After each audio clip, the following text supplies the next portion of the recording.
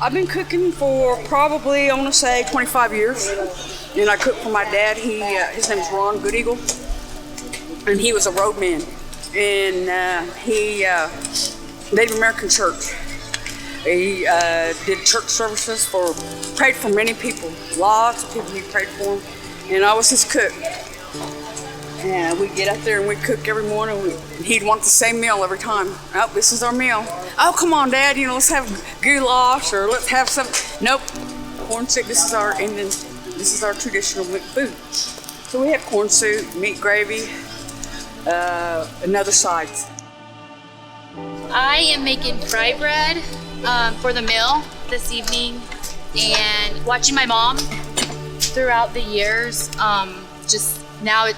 Now I've learned. So when she can't, I take her spot and do this.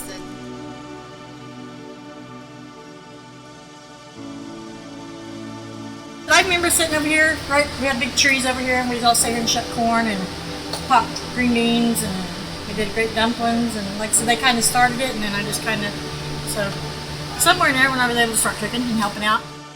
I just kind of taught myself. I've watched my grandmas through the years, and learned to do it, and prayed. Right when I cook, I pray, help me start my fire, help me get my fire going. My fire just, it wasn't hard. I pray about it first, and then it all works out. I'm just mixing it up, making my dough. I'll do this batch, and then I'll let it set and kind of let it rise, and then I'll start making my bread pieces and see how it turns out.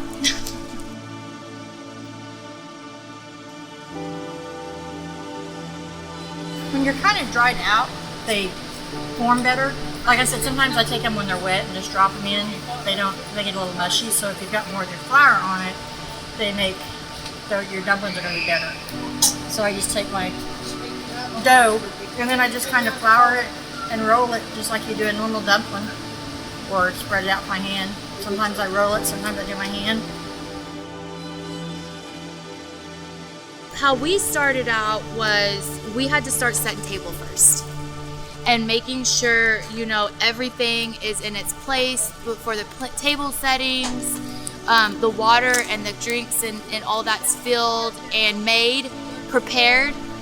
And then the next stage is kind of like cutting the meat and cutting the vegetables and, doing that.